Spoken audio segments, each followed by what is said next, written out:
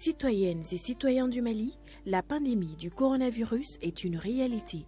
Le chef de l'État, son Excellence M. Ibrahim Boubacar Keïta, donne le bon exemple. Suivons son exemple en lavant couramment les mains tout en respectant les consignes sanitaires et sécuritaires.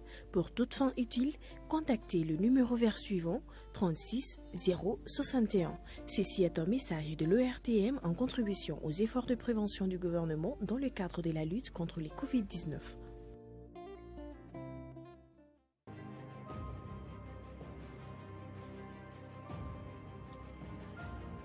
Elle est une lueur. Ils sont la paix. Elle est une force. Ils sont forts. Elle est une sentinelle. Ils sont les remparts.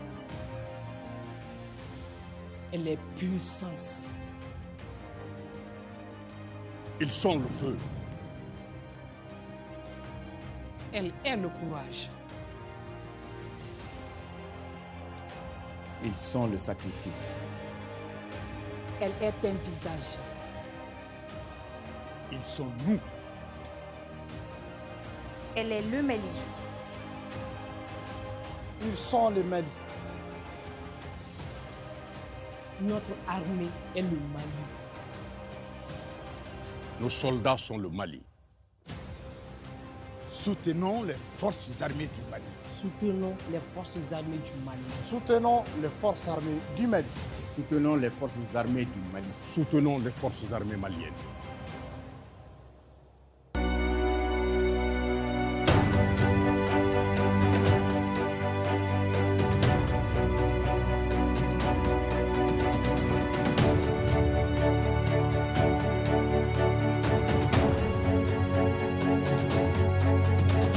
Troisième adresse à la nation du président de la République sur la pandémie du Covid-19.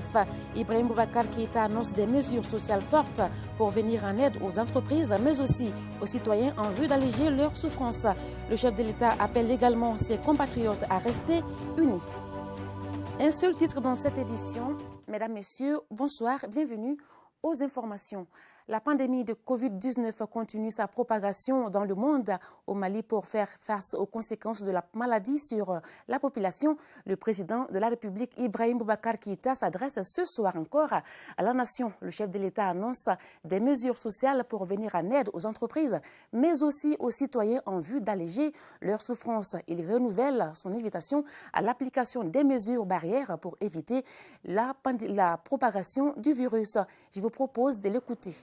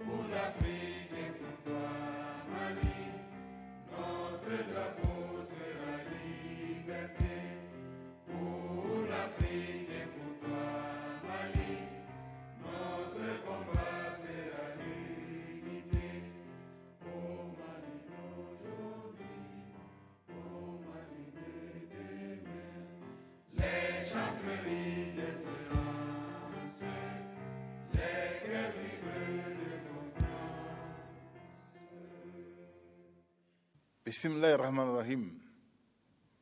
Assalamu alaikum wa rahmatullahi ta'ala wa barakatuh.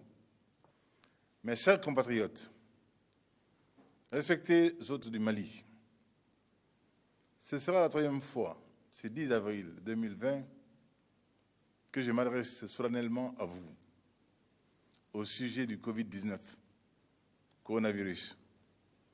Les fois précédentes, en particulier le 17 mars dernier, quand nous tenions un Conseil national de défense extraordinaire avec pour seul point à l'ordre du jour la terrible pandémie, notre pays n'enregistrait encore aucun cas. Il cherchait alors à anticiper, à prendre le devant, à prévenir le mal, car la prévention est la réponse la plus indiquée pour un pays comme le nôtre, aux moyens modestes et aux défis multiples. Aujourd'hui, le virus tant redouté est dans nos murs.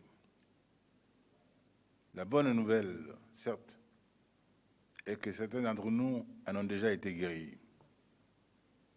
Hier, le pays entier a été témoin de l'heureuse guérison et libération de notre compatriote qui avait été affecté la première. Nous lui souhaitons le meilleur. La mauvaise nouvelle, cependant, est que d'autres en sont, hélas, décédés. À la date d'aujourd'hui, nous comptons 87 patients infectés au Mali. Ce chiffre, malheureusement, irait crescendo dans les jours à venir si le mal déroulait chez nous son impitoyable mécanique, comme il l'a fait ailleurs, répandant le deuil sur son passage, suscitant partout peur et angoisse, et malmenant les économies les plus solides. Car le mal est chez nous. Nous devons serrer les rangs, unis et mobilisés à tout instant. Nous devons le vaincre. Nous pouvons le vaincre avec plus de vigilance, avec plus de discipline, dans la sérénité et dans la solidarité. J'y reviendrai. Je viens de voir un élément de notre télévision nationale où certains s'en disaient encore sceptiques. Ils ne croient pas encore à l'existence du mal, à sa présence au-dedans de notre pays, parmi nous. Ils se trompent. J'ai entendu un jeune homme, un de mes fils, dire qu'il n'y croyait pas du tout. Il n'était prêt à le croire ni hier, ni aujourd'hui, ni demain. Fiston revient sur terre. Ce mal existe, a fait des dégâts. De grandes personnalités africaines en ont été victimes. Les grands artistes ne sont plus. Tout le monde a entendu ce départ de Manu Dibango. Tous les sportifs africains ont entendu que l'ancien président de l'OM, Pape Diouf, n'était plus de ce monde. Les amateurs de musique, outre Manu Dibango, ont entendu également qu'Orlus Mabele était également aussi de ceux qui nous ont quittés. Le mal est donc bien là. Il sied qu'avant toute chose, je salue notre personnel de santé, ces aides-soignants, ces manœuvres, ces infirmiers, ces ambulanciers, ces médecins, ces laborantins, le personnel administratif des services de santé, ainsi que les membres du Conseil scientifique national. Tout cela auquel il a plu à notre première victime de rendre l'hommage le plus vibrant. Je voyais le professeur Sungalo Dao, que j'aime bien affectueusement appeler le barbu, et ses hommes. Ils méritent notre respect. Le pays leur doit. J'aimerais leur dire ici, et maintenant, et je suis sûr d'être votre fidèle interprète en le faisant, en le disant, que la nation est fière d'eux. Ils sont nos héros. Ils sont les filles et les fils émérites de ce pays dont ils se montrent dignes de l'histoire, des enjeux et des ambitions.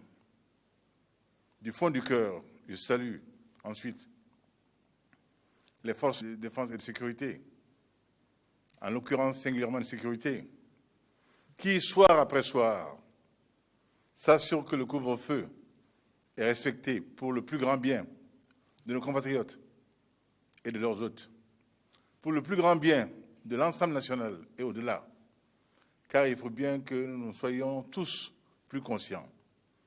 Face à la tragédie du Covid-19, il nous incombe à tous et à chacun d'éviter d'être à la fois la victime et le bourreau, la plaie et le couteau, pour reprendre le poète. Je salue enfin ces Maliennes et ces Maliens, sans grands moyens, qui font pourtant tout pour respecter les gestes barrières, et ce, dans le but de se protéger et de protéger les autres. Ces femmes qui mettent le masque pour aller au marché et qui se tiennent à distance requise, méritent d'être cités en exemple.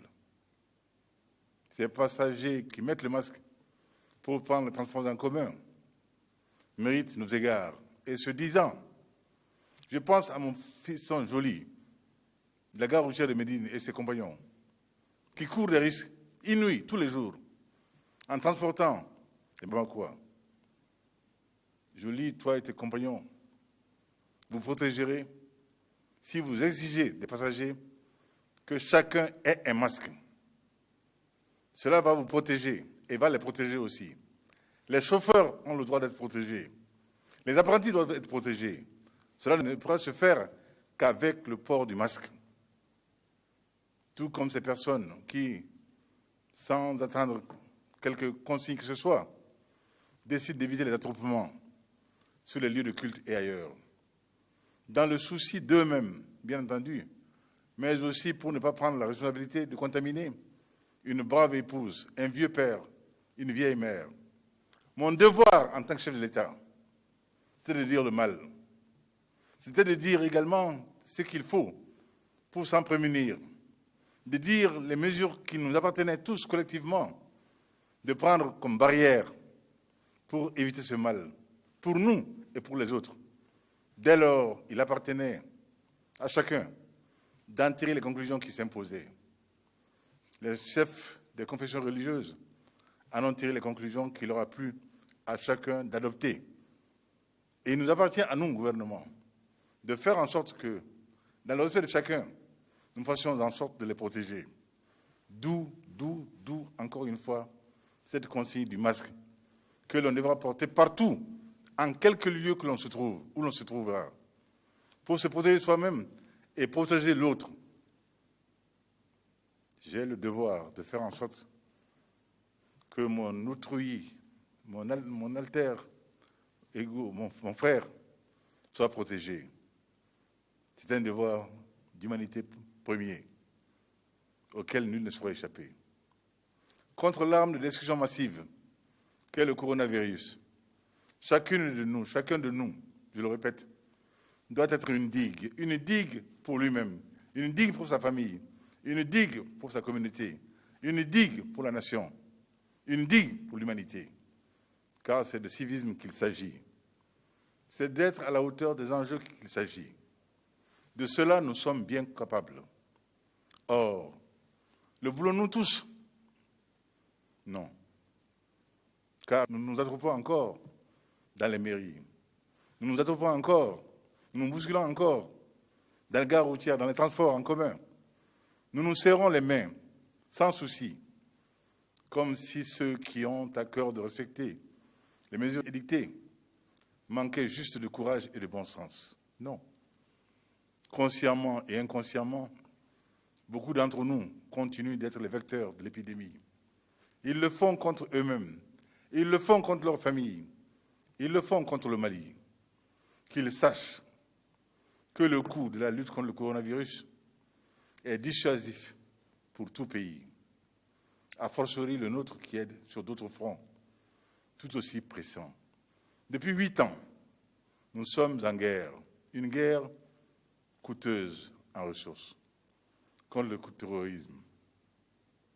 Faisons en sorte que cette nouvelle guerre ne soit pas coûteuse également en vie. C'est le lieu de m'incliner devant la mémoire de nos vaillants fils tombés, surtout ces jours-ci, à Bamba, à Koro, où un sous-préfet a sauté, a perdu la vue quand son véhicule a été victime d'un engin explosif improvisé, dans le cercle de Kita, et hier matin encore, triste privilège de notre mission, j'ai conduit les funérailles de mes 2 enfants.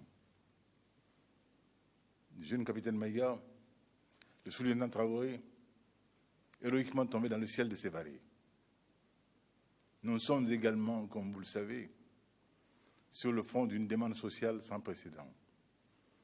Cela dans un contexte où le taux de croissance annuel national, attendu à 5, pourrait tomber au plus bas à cause de l'incidence de la pandémie. Notre agriculture, dont nous nous félicitions des performances récentes, sera affectée. En particulier le coton, dont le prix sur le marché international chute à une allure vertigineuse. Notre secteur minier, auquel je rends hommage, j'ai vu hier l'effort que ce secteur a fait d'accompagnement national solidaire. Ce secteur minier accusera également le coût. L'industrie, les services, les négoces, par conséquent, nos recettes douanières et fiscales seront fortement touchées. La récession est à nos portes, menaçant d'anéantir nos avancées récentes.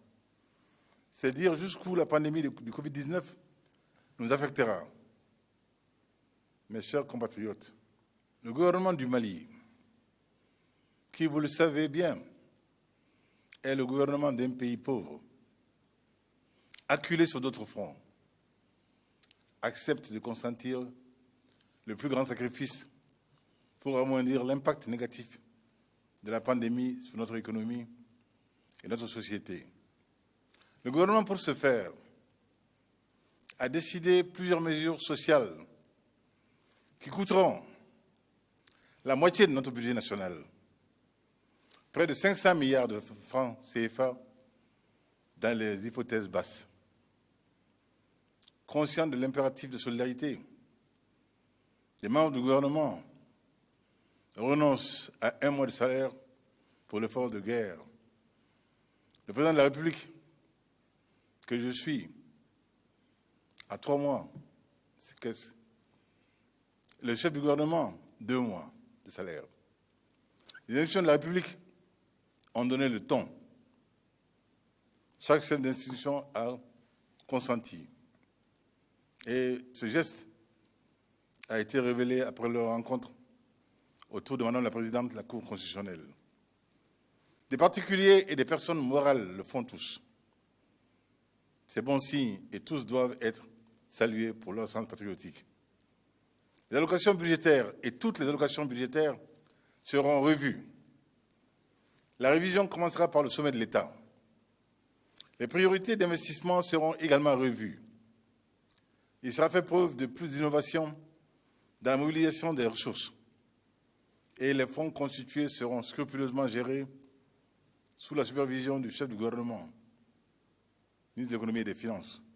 Au niveau national, tout sera mis en œuvre pour que les entreprises locales de textiles, grandes, moyennes ou petites, y compris les tailleurs qualifiés, puissent produire sur place des millions de masques au profit de la population. Vous l'aurez vu ces temps-ci, le masque devient miraculeux.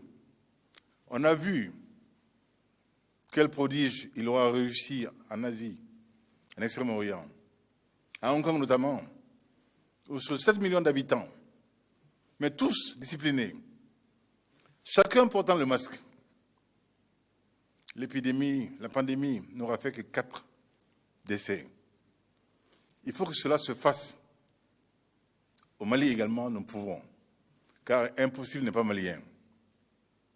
À cet effet, notre devoir sera de faire en sorte que chacun de vous ait un masque. Et le programme Un Malien, un masque, que j'ai le plaisir de lancer depuis ici, sera une réalité. Une commande spéciale de 20 millions de masques lavables sera livrée à Bamako dans le courant de la semaine prochaine. Le masque est une barrière efficace pour tous. Il a fait ses preuves ailleurs, je viens de l'indiquer. À défaut d'observer les mesures de distanciation que la situation aurait requises, il constitue un irremplaçable moyen de protection. Et je vois là nos parents se bousculant pour emprunter les transports en commun. Si chacun d'eux porte le masque, cela va réduire considérablement le risque et pour eux et pour les chauffeurs, les apprentis et tous les autres passagers et tous les autres citoyens. Ensuite, un fonds spécial de 100 milliards de francs CFA pour les familles les plus vulnérables sera mis en place à l'échelle des 703 communes du Mali. Des critères de vulnérabilité évalués et consensuels conditionneront l'accès à ce fonds, qui sera géré de manière collégiale et transparente, avec l'administration publique, les chefs de village et de quartier, les organisations citoyennes, les autorités morales désignées par les bénéficiaires eux-mêmes. Nous sommes pris à la gorge, mais nous n'avons pas d'autre choix. Nous avons un devoir de compassion vis-à-vis de nos sœurs et frères qui vivent d'un secteur informel pleinement impacté lui aussi par la pandémie. De plus, en direction des couches les plus fragiles, les mesures suivantes sont prises. Diminution pendant 3 mois de la base taxable au cordon douanier des produits de première nécessité, notamment le riz et le lait. Prise en charge pour les mois d'avril et de mai des factures d'électricité et d'eau des catégories relevant des tranches dites sociales, c'est-à-dire les plus démunis. Exonération de la taxe sur la valeur ajoutée, des factures d'électricité et d'eau de tous les consommateurs pour les mois d'avril, mai et juin. Distribution gratuite de 56 000 tonnes de céréales et de 16 000 tonnes d'aliments bétail aux populations vulnérables touchées par le Covid-19. À ce titre, il sera procédé principalement au renforcement du contrôle des prix appliqué par les brigades de la Direction générale du commerce, de la consommation et de la concurrence. L'ensemble de la dette intérieure due au 31 décembre 2019 sera apuré, autant que sera diligenté le paiement des mandats au titre de l'exercice 2020 à hauteur de 100 milliards de francs CFA. Le fonds de garantie du secteur privé sera doté d'un montant de 20 milliards de francs CFA. Aujourd'hui, il est à 2 milliards. Des PME et PMI, des systèmes financiers décentralisés, des industries et de certaines grandes entreprises affectées par la pandémie. Des remises d'impôts, au cas par cas et secteur par secteur, aux entreprises privées impactées par les mesures de prévention contre le Covid-19, en l'occurrence les secteurs les plus sinistrés, tels que les industries touristiques, hôtellerie, voyages et restauration, culturels et les transports, afin de protéger les emplois. À ce niveau, je voudrais quand même appeler nos industriels du secteur touristique à être à la hauteur de l'effort que le gouvernement consent et de comprendre que ce n'est pas le temps du profit, de quelque façon que ce soit, et que chacun contribue à la solidarité nationale serait d'un bon aloi et attendu. Les crédits de toutes les entreprises sinistrées suite au Covid-19 seront restructurés et des orientations seront données aux banques afin que les entreprises maliennes puissent bénéficier des concessions accordées par la Banque centrale des États de l'Afrique de l'Ouest, BCEAO. Enfin, une prime spéciale sera accordée au personnel de santé mobilisé ainsi qu'aux éléments de forces de sécurité et de défense affectés à la surveillance du couvre-feu et des lieux d'attroupement éventuels. Mes chers compatriotes, le gouvernement n'a pas d'autre choix que de s'assumer, tout en privilégiant la pédagogie de la persuasion par le dialogue. Il est et demeure le principal garant de la santé publique. Dès lors, il examine avec l'avis du Conseil scientifique la possibilité d'isoler Bamako. La population sera informée de la décision qui sera prise dans les heures à venir. Les heures d'ouverture et de fermeture des marchés, foires rurales et supermarchés sont revues et elles seront communiquées par les voies les plus appropriées. Les écoles resteront encore fermées, le temps d'apprécier la situation. Les spécialistes sont à pied d'œuvre pour examiner les possibilités d'utiliser les médias pour dispenser des cours à distance. Il reste, mes chers compatriotes, la question du second tour du scrutin des élections législatives, lesquelles sont normalement prévues ce 19 avril 2020. Ultime instance de validation des résultats. La Cour constitutionnelle vient de proclamer les résultats du premier tour des élections législatives. Je rappelle que la décision d'aller aux élections législatives n'est pas le fait du gouvernement de la République, mais du dialogue national inclusif qui a mené ses travaux en toute totale indépendance, sans aucune interférence. Du reste, une forte majorité des partis politiques ne s'était-elle pas prononcée pour le maintien de la date du premier tour, à l'issue de la concertation entre ceux-ci et le ministre de l'administration territoriale et des collectivités. Une telle décision du dialogue national inclusif résulte, c'est perceptible, d'une réflexion mûrie sur notre histoire immédiate, laquelle nous enseigne qu'en démocratie, rien ne vaut la pleine légalité constitutionnelle ainsi que le jeu normal des institutions. Cependant, il est de la responsabilité du gouvernement de faire en sorte que lors du second tour des législatives prévu le 19 avril prochain, toutes les mesures, je dis bien toutes les mesures sanitaires et sécuritaires requises soient rigoureusement appliquées. Je m'y engage devant vous. Maliennes et Maliens, je voulais vous parler. À certains, j'ai parlé comme parlerait un père. À d'autres, un grand-père. À certains autres, un fils, un frère. À tous, je parle en tant que serviteur fier et honoré. J'assume la charge dans un temps de gravité successive et cumulée. Le destin a voulu qu'en ce moment le fardeau soit lourd. Mais je l'accepte, car rien n'est plus grand, n'est plus beau que le Mali. À mon tour, je voudrais vous supplier, une fois de plus, chacune, chacun, toutes, tous, de vous protéger, de nous protéger, en respectant les gestes barrières et les mesures prises pour contenir la pandémie du Covid-19. En l'occurrence, ne voyez nulle théorie du complot, nulle manœuvre de diversion, mais la seule manière d'épargner à la nation les scènes d'apocalypse que nous voyons ailleurs. Pour le confort de la nation, nous devons tous renoncer à quelque chose, une habitude, un réflexe, un confort, un droit, mais nous n'y renonçons que pour espérer vivre mieux, vivre plus longtemps. J'ai grand espoir que nous nous retrouverons bientôt sur les mêmes nattes d'un pays profondément social. Quand tout cela sera fini et quand nous pourrons de nouveau nous donner la main et nous congratuler pour le combat de titans que nous aurons livré et gagné contre la pandémie du Covid-19, qui est à l'heure actuelle l'ennemi numéro 1 de l'humanité. Que personne ne s'y trompe. Soyons unis, restons unis. À la communauté chrétienne, je souhaite de bonnes fêtes de Pâques. Plaise au ciel que le Ramadan, qui s'annonce dans quelques jours, se déroule dans des conditions satisfaisantes. Rabbana atina fid dunya hasanatan wa fil akhirati hasanatan wa qina adhaban nar. Plaise au ciel également que notre frère Ismaïla Cissé nous revienne très vite, libre et en bonne santé. Qu'Allah subhanahu wa ta'ala bénisse le Mali.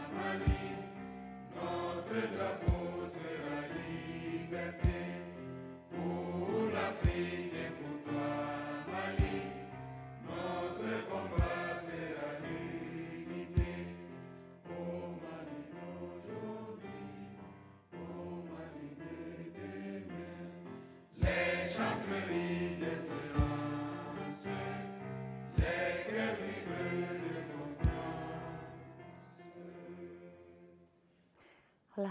Plus de 500 milliards de francs CFA, c'est l'enveloppe des mesures sociales fortes annoncées par le président de la République pour faire face aux conséquences de la pandémie du Covid-19. Chaque Malien devra avoir son masque et la production locale sera fortement encouragée pour freiner la propagation du virus. Ibrahim Boubacar Keïta a salué l'action du personnel soignant et des forces de l'ordre à qui des primes spéciales seront allouées. Salif Sanogo jette son regard sur le discours et les mesures sociales que vient d'annoncer le chef de l'État. Parce que précipitation et urgence sanitaire ne riment pas forcément ensemble, que le président de la République s'est hâté lentement pour annoncer des mesures sociales fortes, réalistes et réalisables pour un pays à revenus modestes comme le Mali.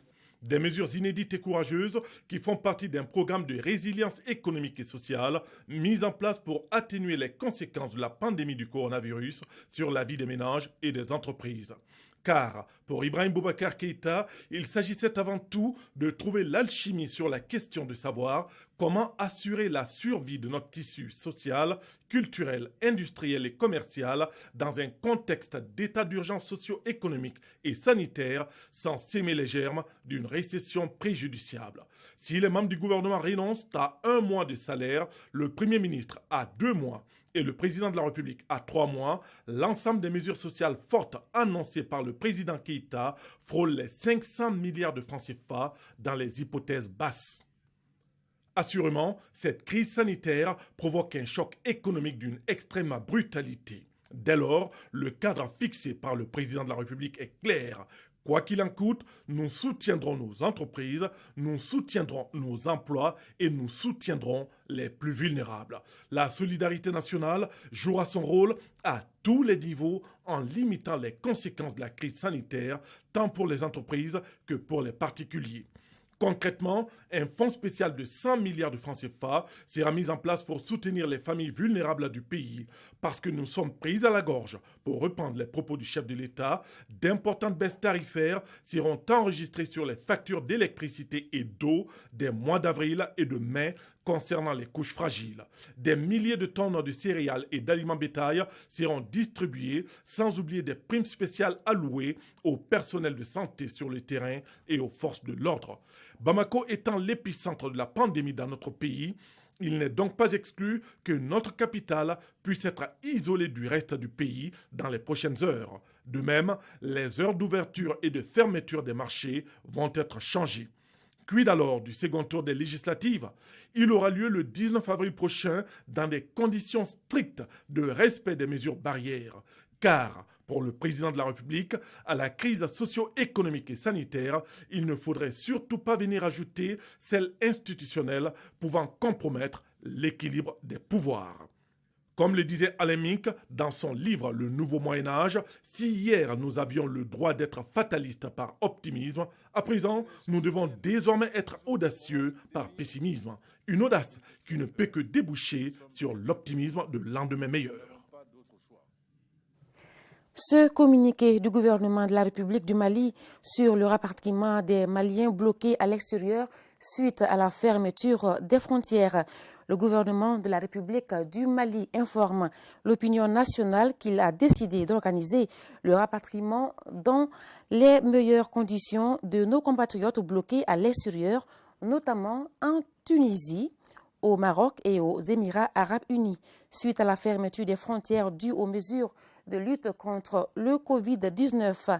Une commission de travail a été mise en place à cet effet. Ainsi, le premier vol en provenance de Tunis est attendu à Bamako ce dimanche 12 avril 2020 à 14h30.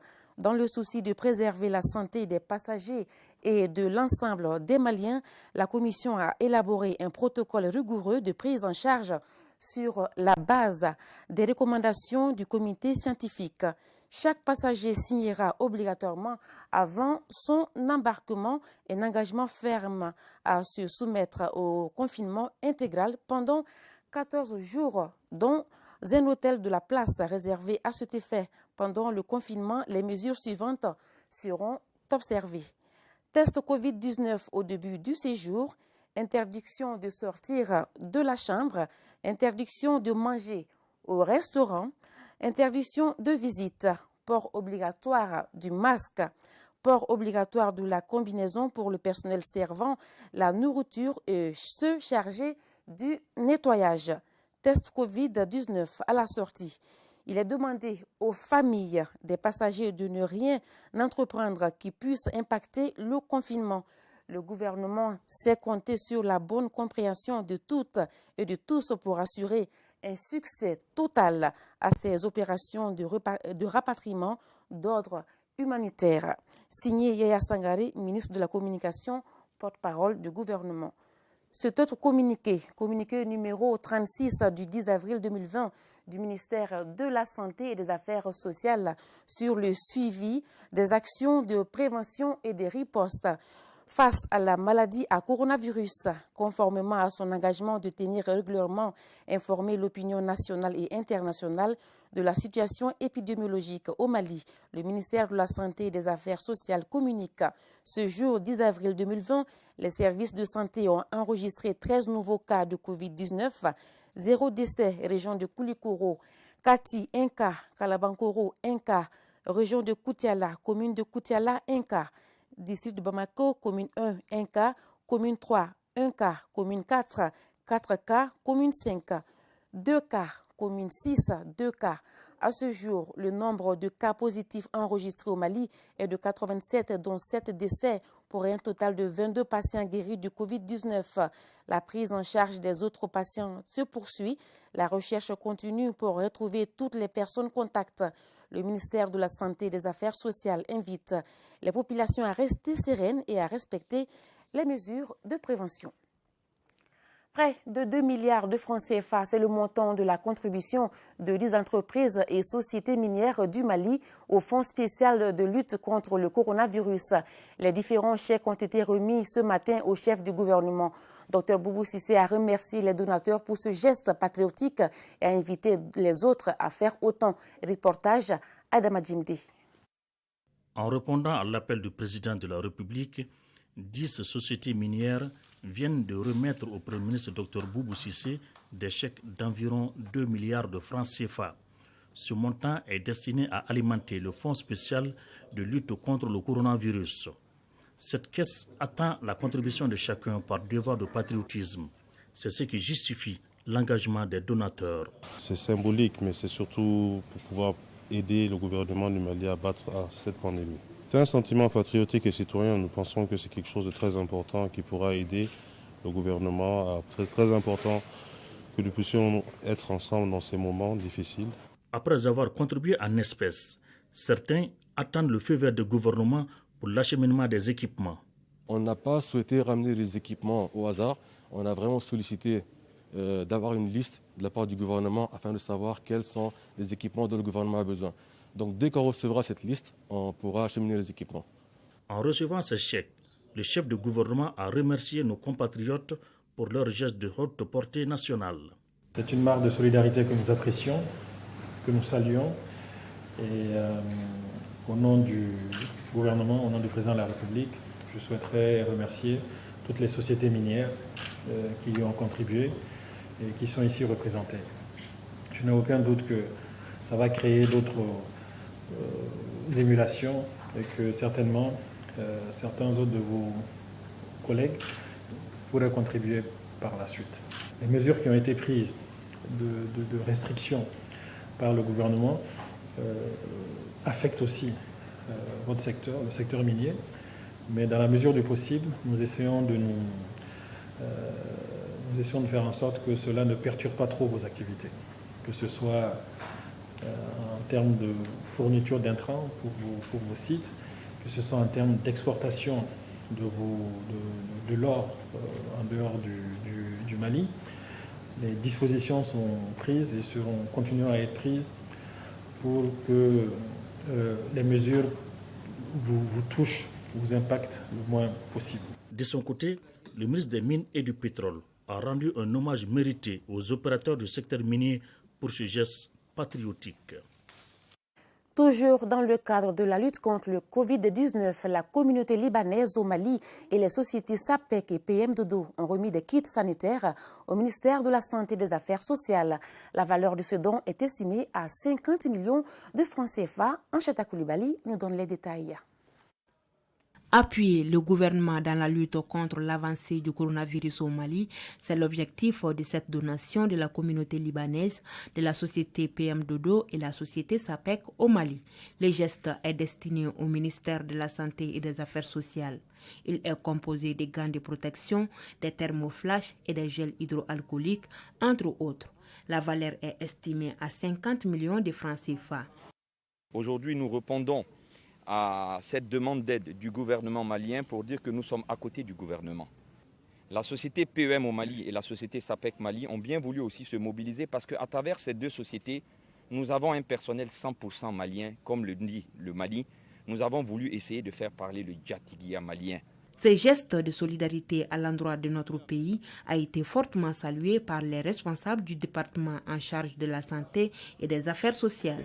Être là aujourd'hui pour témoigner de votre solidarité, le traduire par des actes concrets et comme je le disais, essentiellement en mettant à la disposition du gouvernement et surtout à la disposition des populations, surtout à la disposition des soignants, des équipements qui sont indispensables pour protéger notre population, être là pour nous accompagner et faire en sorte que vous puissiez témoigner de votre solidarité ne peut être que salué. Le porte-parole des donateurs n'a pas manqué de rappeler à la population malienne de respecter davantage les mesures d'hygiène édictées par les autorités sanitaires. L'Ordre des pharmaciens du Mali rappelle aux populations que les pharmacies restent accessibles aux populations en cette période de Covid-19. Les pharmacies ouvriront aux heures habituelles et fermeront à 21h pour respecter le couvre-feu. Toutefois, les pharmacies de garde continueront à travailler pour les populations 24/24. Pour plus de précisions, écoutons Aliou Badara Ouad, président de l'Ordre des pharmaciens du Mali. Il est au micro de Mamadou Fani. Je vous informe que depuis que l'institution du couvre-feu, qui a limité les heures d'ouverture des officines de pharmacie de 6h du matin à 21h, que notre mesure n'a été prise. Ça veut dire que les officines de pharmacie doivent être ouvertes selon le décret qui institue le couvre-feu de 6h du matin à 21h. Nous, au niveau de l'ordre, nous avons fait des communiqués où nous avons demandé à nos confrères de respecter les heures de couvre-feu, c'est-à-dire de faire en sorte que le personnel puisse regagner leur domicile avant 21h. Donc, de commencer à libérer les personnes à partir de 20h, 20h30, pour ceux qui ne sont pas loin de la pharmacie. Et pour ceux qui sont loin de la pharmacie, les libérer à 20h pour qu'ils puissent gagner leur domicile. Covid ou pas, je pense que nous avons l'obligation d'assurer l'accès aux produits et aux médicaments pour la population, en tout moment et à tout lieu, et même le soir, pour des situations d'urgence. Donc, pour cela, nous avons des officiers de garde de soir qui continuent à faire la garde. Dans toutes les communes, il y a des officiers de garde de nuit, au minimum 2 ou 3. Donc, je rassure la population aujourd'hui pour dire que, contrairement à tout ce qui s'est dit, les officines de pharmacie restent ouvertes de 6h du matin à 21h selon l'esprit, le décret institutionnel de couvre-feu. Les initiatives se multiplient pour lutter contre le Covid-19. Ozone Mali et la mairie de Bamako lancent l'opération de désinfection à travers la capitale. La dite opération prend son envol aux halles de Bamako et à l'autogare de Sokonigo. Tamsir Diabaté était présent pour le RTM 1. La commune 6 du district de Bamako est la commune qui enregistre aujourd'hui le plus grand nombre de cas de Covid-19 et semble la plus exposée compte tenu de sa densité démographique. C'est pourquoi Ozone Mali et la mairie du district lancent une véritable opération de désinfection sur les sites où il y a plus d'attroupements comme l'autogare de Sogoniko et les halles de Bamako.